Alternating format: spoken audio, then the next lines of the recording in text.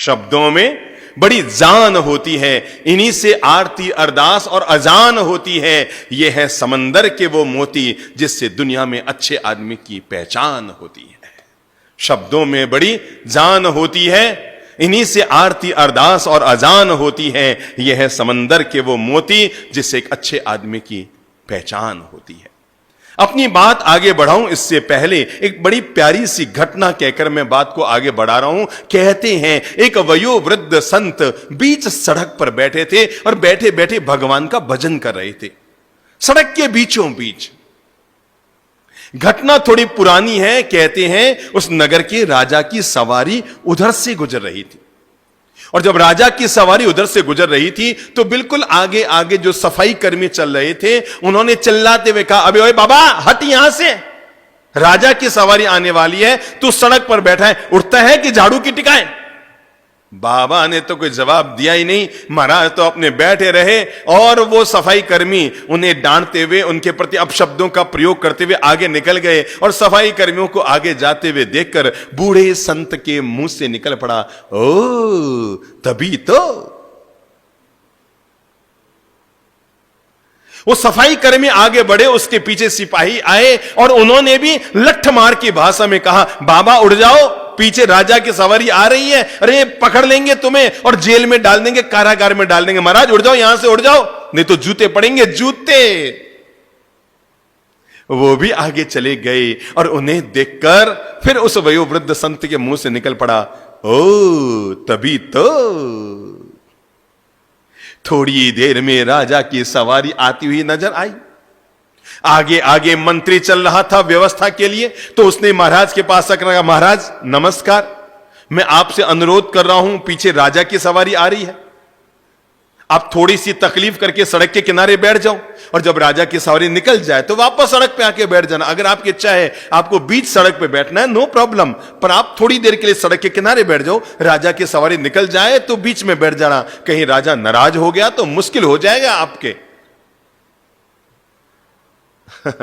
वयोवृद्ध संत ने उसको भी देखा, पूछा तुम कौन हो? कहा मैं शहर का मंत्री हूं महाराज, मंत्री हूं। बाबा हट जाओ, किनारे अलग जाओ। संत ने मंत्री को आगे गुजरते देखकर कहा, ओ तभी तो। मंत्री चौंका, ये तभी तो क्या होता है? इतने में राजा की सवारी आ गई। मंत्री ने राजा से कहा, राजन क्षमा करें, हमने इस संत को, वयोवृद्ध संत को 5 बार समझा दिया, हमारे सफाई कर्मियों ने समझा दिया, हमारे सिपाहियों ने समझा दिया, मैंने समझा दिया, ये खिसकने का नाम नहीं ले रहा है, और जो बोले उसको एक ही जवाब दे रहा है, तभी तो तभी तो तभी तो तभी तो। महाराज समझ में नहीं आ रहा है। तो राजा ने कहा, भाई इसमें इस वयोवृद्ध संत को हटाने की क्या जरूरत है? महाराज आप बैठो, आराम से बैठो, अगर आपको सड़क के बीच में बैठकर भगवान का भजन करना है आराम से करो, नो प्रॉब्लम, हमारी सवारी नीचे ले लो, थोड़ी आगे जाके वापस सड़क पर आ जाएंगे।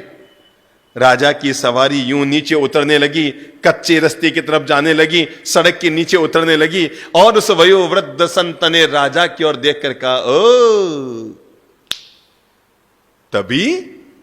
तभी तो। मंत्री ने कहा, महाराज सवारी रोकिए, इस वयोवृद्ध संत का बात समझ में नहीं आ रही है, ये सबको एक ही डोरी से हाँक रहा है।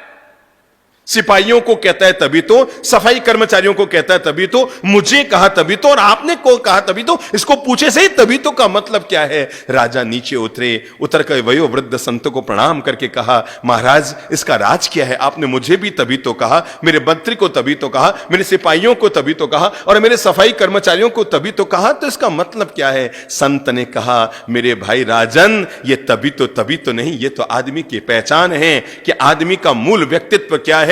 तुम्हारे सफाई कर्मचारियों को बोलना नहीं आता था, आते ही हो हल्ला चीख चिल्लाहट करने लगे, मुझे कहने लगा उठो यहां से, भगो यहां से। मैं समझ गया इनको बोलना नहीं आता, तभी तो ये जीवन में आगे नहीं बढ़ पाए, केवल यहीं के यहीं रह गए महाराज। और आपके सिपाही आए, वो भी चिल्लाते हुए बोल रहे थे। मुझे तब महसूस हुआ आखिर ये लोग जीवन में आगे क्यों नहीं बढ़ पाए, क्योंकि इनको बोलना नहीं आता। लेकिन मंत्री ने आकर हाथ जोड़कर कहा, महाराज किनारे बैठ जाओ, मैं समझ गया इसको अदब से बोलना आता है, तभी तो इसको ईश्वर ने मंत्री बनाया। लेकिन महाराज आपने आकर तो साबित कर दिया मेरे तबीतों को, क्योंकि आपने आकर जैसे ही कहा ना कि महाराज को क्यों उठाते हो, सवारी नीचे ले जाओ, तो मेरे मन में आया तभी तो भगवान ने इसको राजा बनाया है, क्योंकि उसको पता है दूसरों के साथ क्या व्यवहार किया जाता है। बात तो पूरी हो गई।